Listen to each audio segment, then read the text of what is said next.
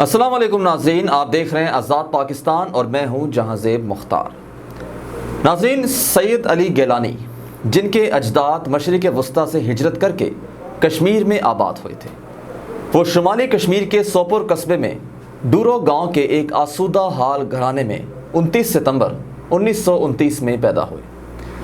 ابتدائی تعلیم سوپور میں حاصل کرنے کے بعد وہ اعلیٰ تعلیم کے لیے اورینٹل کالج لاہور چلے گئے، جہاں وہ جماعت اسلامی کے بانی مولانا مودودی کے خیالات اور علامہ اقبال کی شاعری سے بے حد متاثر ہو کر لوٹے۔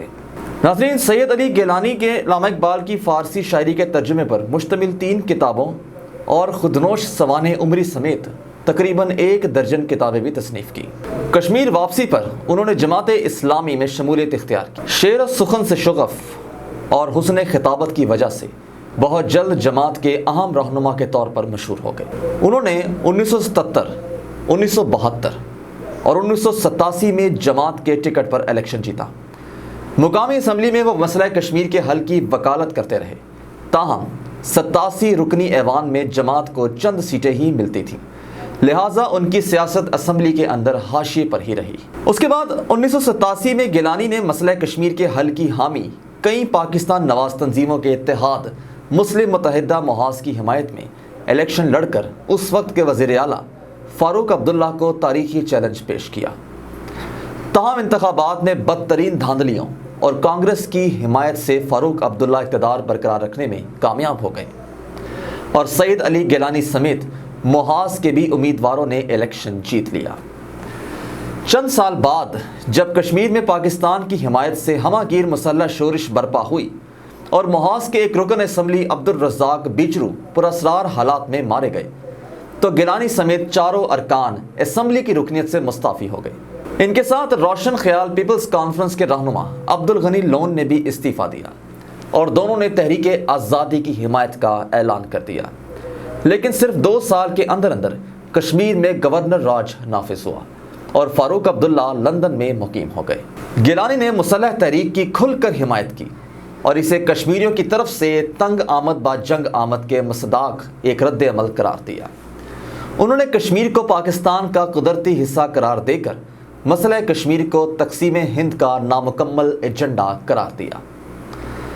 اس کے بعد دوستوں، 1990 کی دہائی کی اگر بات کی جائے تو 1990 کے اوائل میں ہی گیلانی ایک مقبول عام پاکستان نواز رہنما کے طور پر ابھرے، لیکن عبدالغنی لون کے ساتھ ان کے نظریاتی اختلافات کھل کر سامنے آ گئے۔ گیلانی مسئلہ کشمیر کو اسلامی مسئلہ کہتے تھے، جبکہ لون اسے خالص سیاسی مسئلہ قرار دیتے تھے۔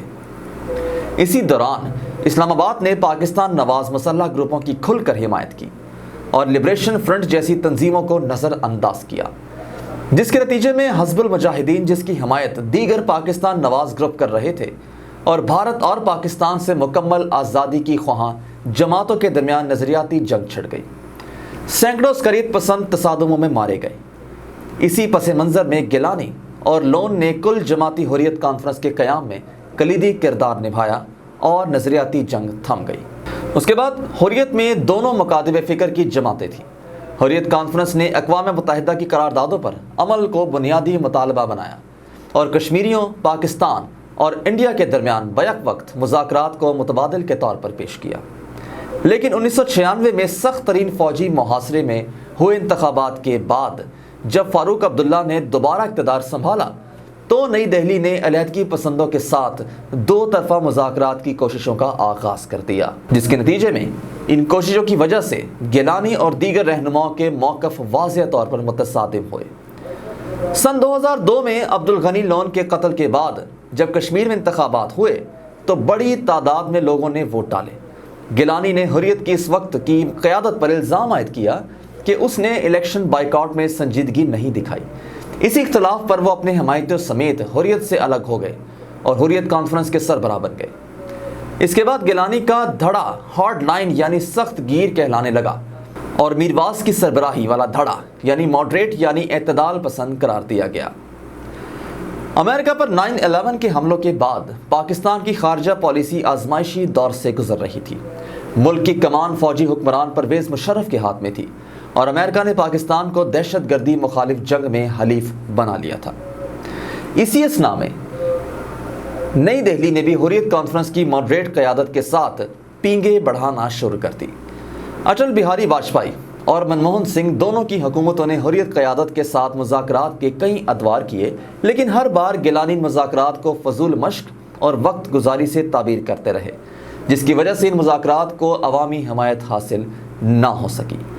مذاکرات کی مخالفت پر دلی میں اکثر حلقوں نے گیلانی کے اعتراض کو پاکستانی کارستانی بتایا، لیکن جب مشرف نے اقوام متحدہ کی قراردادوں کو کنارے کر کے مسئلہ کشمیر کے حل کا 4 نکاتی فارمولہ پیش کیا تو سید علی گیلانی نے اس کی بھی مخالفت کی۔ نئی دہلی میں پاکستانی سفارت خانے میں مشرف اور سید علی گیلانی کے درمیان 2005 میں ہونے والی ملاقات میں انہوں نے پرویز مشرف سے کہا کہ انہیں کشمیریوں کو اعتماد میں لیے بغیر ان کے سیاسی مستقبل کا یک طرفہ فیصلہ لینے کا کوئی حق نہیں۔ گیلانی کی رخصت کے بعد مشرف نے ٹھیٹھ پنجابی میں اپنے ساتھیوں سے کہا، بابا جی نو گل سمجھ نہیں آتی، انہوں نو کی پتا ٹیکنیکل ریٹ کی ہوندا ہے۔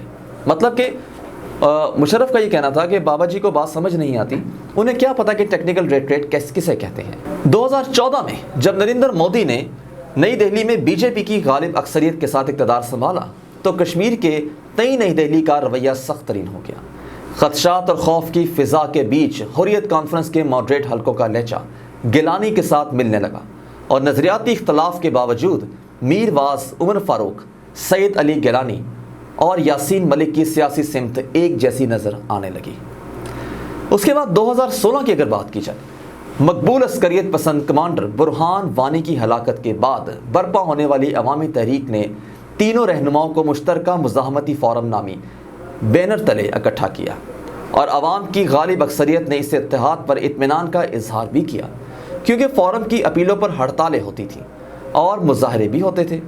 اس فورم کی قیادت میں ہی ہند مخالف تحریک 2019 کے موسم گرما تک چلی، لیکن نریندر مودی کے دوبارہ برسر اقتدار آتے ہی جماعت اسلامی اور لبریشن فرنٹ کو کالعدم قرار دیا گیا اور سینکڑوں رہنماؤں سمیت یاسین ملک کو بھی جیل بھیج دیا گیا۔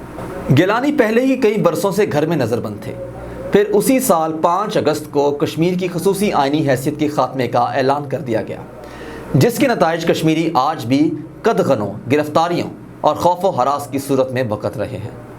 سید علی گیلانی کے موقف کی اس قدر مقبولیت کیوں ملی؟ اس کے جواب میں تجزیہ نگار یہ کہتے ہیں کہ کشمیریوں نے شیخ محمد عبداللہ کو اپنا نجات دہندہ سمجھ کر اسے خوب پیار دیا، لیکن 22 سال تک رائے شماری کی تحریک چلانے اور اتنی ہی مدت جیل میں گزارنے کے بعد 1971 میں جب انہوں نے اندرا گاندھی کے ساتھ سمجھوتا کر کے کشمیر کا اقتدار سنبھالا تو کشمیریوں کی توقعات کا قتل ہو گیا۔ گیلانی نے مواقع دستیاب ہونے کے باوجود کوئی سمجھوتا نہیں کیا اور لوگوں کو گیلانی میں 1971 سے پہلے والا شیخ عبداللہ نظر آیا۔ رہتی دنیا تک اس شخصیت کو ہمیشہ یاد رکھا جائے گا۔ اپنا اور اپنے دوستوں کا ڈھیر سارا خیال رکھیے گا۔ اگلے پروگرام میں انشاءاللہ جلد ملاقات ہوگی، تب تک کے لیے اللہ حافظ۔